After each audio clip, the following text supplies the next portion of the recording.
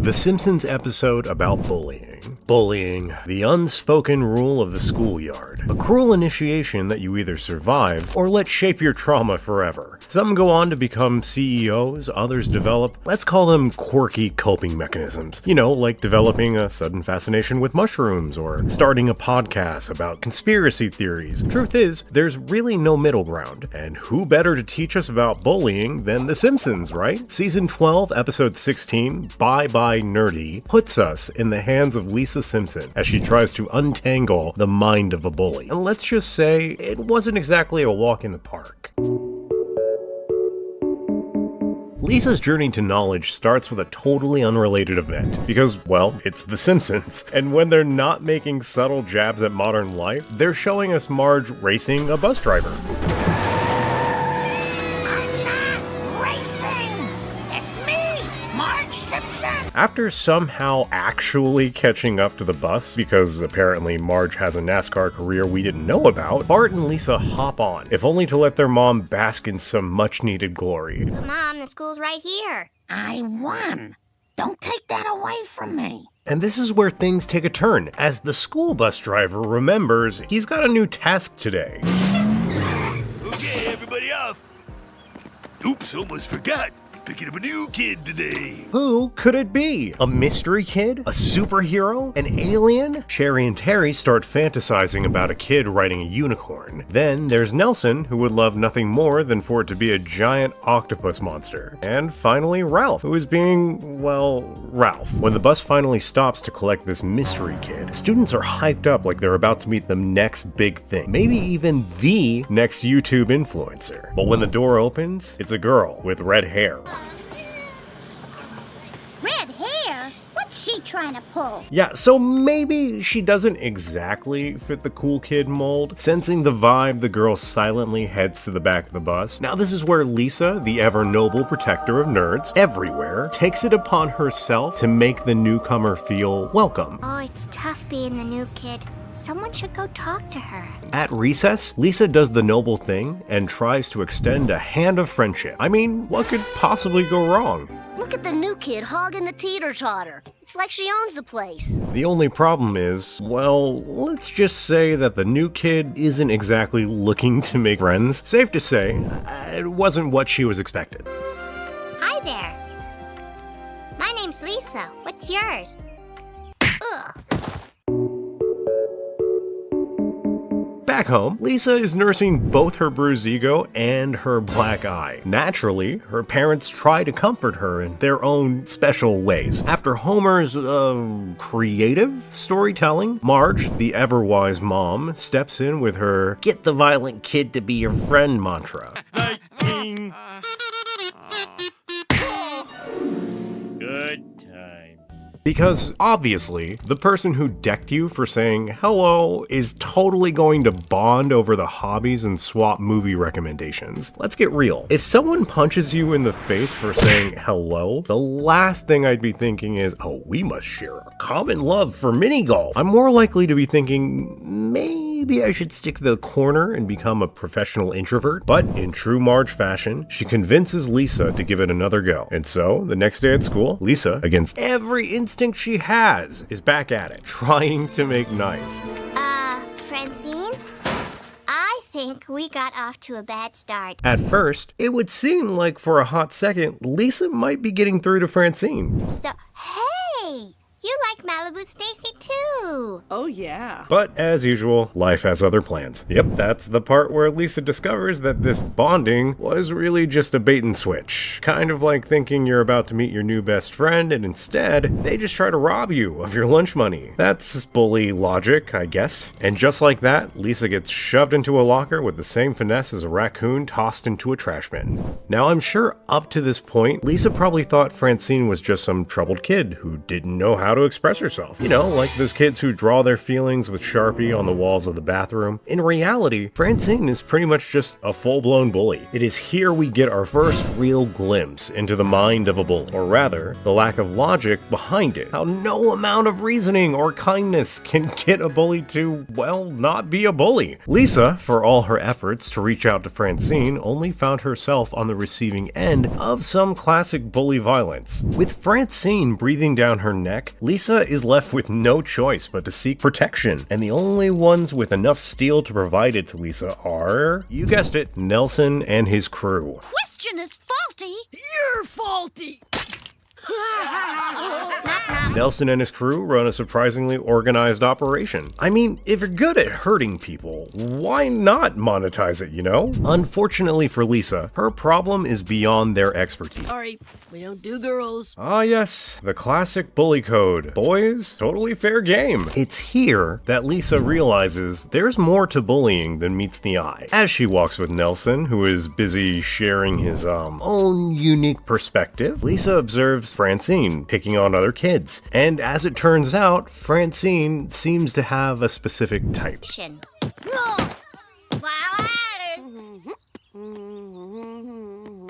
And as Nelson deftly puts it, That's like asking the square root of 1,000,000. No one will ever know. ignoring the obviously flawed analogy, he's not exactly wrong. You see, there's a lot of theory out there on why people bully, and even if you narrow it down to school kids, the list of possible reasons is so long, you're better off trying to count the grains in a bag of rice than narrowing down a single common reason. Still, Lisa isn't one to back down, and so she rises up to the challenge. I'm gonna crack the bully code. If for no other reason than the fact that her social life literally depends on it. So far, we've seen how bullying can sprout from just about anything. Seriously, all it takes is one misplaced word, or in Lisa's case, one too many hellos, and boom, black eye, and an endless supply of wedgies. Welcome to the cruel, unrelenting world of middle school bullying. At the same time, we've seen that anyone can become a target of bullying. Sure, Lisa might be a nerd, but she's not just any nerd. She's a popular nerd, so maybe she's a geek.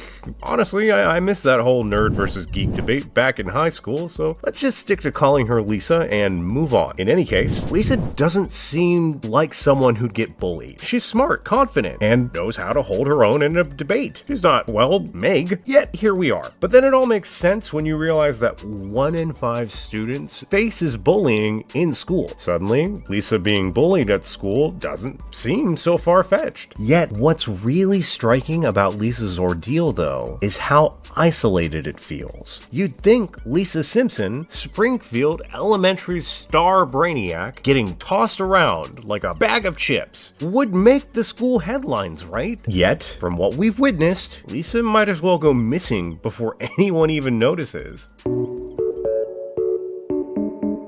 It's one of those little details that the writers managed to slip into their portrayal of bullying, how bullying thrives in isolation. For most victims, it's not just the punches or the weird slurs they come up with that you'll remember, though those are definitely contenders. What really gets under your skin is the silence, the dead air when no one steps in, the absence of people around you who, you know, should be doing something, like calling out the jerk who keeps stuffing your head in a toilet. But nope, nothing, just crickets. If we recall, Lisa was the only person who welcomed Francine. Everyone else, they didn't care much about the new kid. And now that Francine's targeting Lisa, what does the rest of the school do? Absolutely nothing. It's like the whole school is playing hide and seek and decided Lisa was the one who had to be it forever. Even Lisa, the self-proclaimed voice of reason, isn't immune to this blindness. Remember when she went to Nelson and his crew for protection? She didn't even notice the kid dangling like a piñata. Why? Because she was too caught up in her own world of problems, completely tuned out from someone else's pain. Left to fend for herself, Lisa does what any loner student would. She teams up with the school janitor.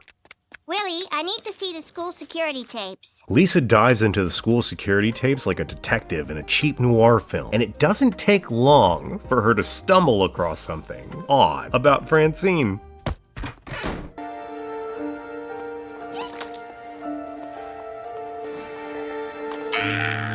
how did she know I was there? Turns out, Francine isn't just any normal bully. No, she's a psychic bully who can sense her nerdy prey wherever they hide. Oddly enough, that sixth sense is somehow absent by the next tape.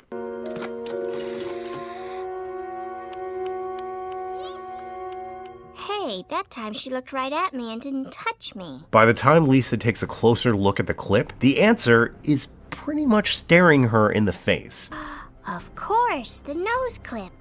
Yep, turns out the problem was how Lisa smelled all along. Not just Lisa though, apparently all nerds give off some kind of scent that makes Francine and other bullies go full beast mode. Now before we pick apart how ridiculous that sounds, let's run with the narrative a while longer. So, to test her theory, Lisa decides to extract samples from the other nerds in school, which leads them all to the one place most nerds dread, the school gym. Come on, people!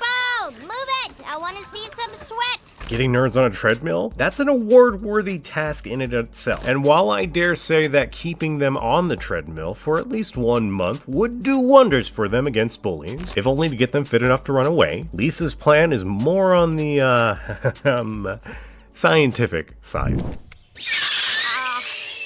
Scraping seems wrong, but it feels so right. Yeah, it's gross, but hey, if it works, maybe it's worth it, or maybe not. To test her theory, Lisa decides to make use of a very timely visit from Springfield's local boxing champion, Dredrick Tatum. Mr. Tatum, do you mind if I swab you with this damp rag?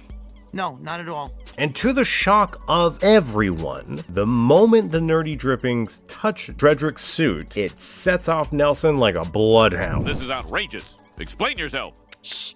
It's working. Look. I can't help myself. Hey! Now, I don't know about you guys, but I really can't think of anything that would set me off against someone like, let's say, Mike Tyson. Heck, even an 80-year-old Mike Tyson would have me thinking twice about even looking at him the wrong way. The whole nerd sweat thing is, of course, just another classic Simpsons exaggeration, yet beyond the intended humor, the message it's trying to pass here can be seen in twofold. On one hand, you have the simple message of bullying being just random, senseless violence. You don't need to do anything special to get bullied. It could be because you're smart or because you wore the wrong color socks. In the end, most bullies just pick targets like they're choosing lottery numbers. And then there's the second, bigger message of how most bullies can and will end up destroying themselves if care isn't taken. Sure, they might seem like they're on top, but one day, that nerd they're pushing around might just end up packing heat. Or, I don't know, knock them out with one swift roundhouse kick. Truth is, bullying's a very risky game. Fail to control your bullying urges, and you might just find yourself squaring up a 6-foot-tall, 250-pound heavy boxer.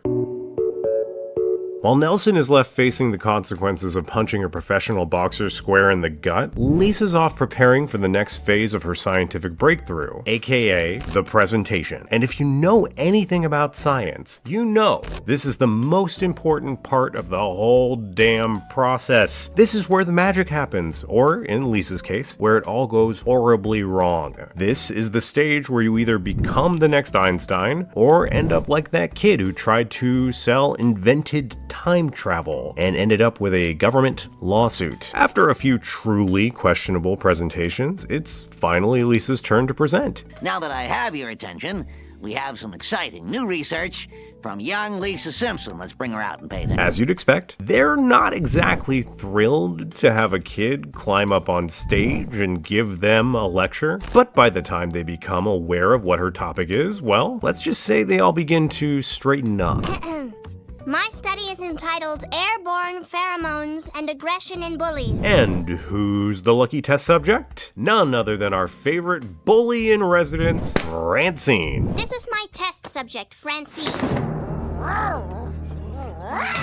To cut the long story short, Lisa makes her presentation by swabbing some of the nerd sweat she collected earlier before unleashing Francine on herself.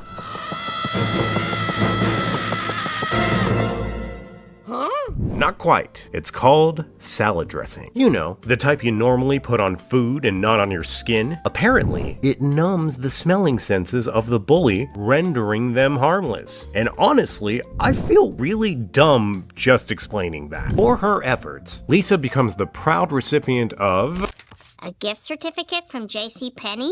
You know what they say, aim for the stars, land at the food courts. Honey, we're so proud of you. So all her bullying was just to get some attention. I mean, he does have a point. Could Francine's whole crusade of pain have been a cry for attention? Maybe she was just trying to fit in, or maybe she thought Lisa was weak enough to pick on, or maybe she was just being a little shit. Who knows? In Homer's case, being a former bully back in school might give him some insight into Francine's behavior. But the truth is, there's really no way to be certain. Sure, we've all had that one classmate who did pretty much anything for attention, and bullying certainly wasn't off the list. Yet we know that some bullies picked on other kids simply because they enjoyed it. There were those who came from violent homes and were lashing out, and there were even those who bullied other people simply because they liked them. And so it brings us back to the point of the episode, that bullying doesn't have a single defined reason. It's not some logical, well thought out process. It's just a messy, irrational collision of insecurities, poor social dynamics, and bad parenting. Sure, Lisa and subsequently Homer might think he's cracked the case, but maybe that's the show telling us that nobody really gets bullying. Hell, not even Francine could give you a single solid reason for why she's being a bully. And at the end of the day, this episode gives us no neat, tidy answers. It just shows us that bullying is a lot messier and more complicated than we'd like it to be. But one thing is clear: standing up for yourself, finding solutions, even if they involve salad dressing, and speaking your mind matters. Because if nothing else, it'll definitely make your life a hell of a lot less stressful, at least until the next bully comes along. Till then, feel free to leave "go crazy" in the comments, and let me know what part of this video triggered your bullying PTSD, or maybe just another funny episode of The Simpsons you'd watch. Whatever you guys decide,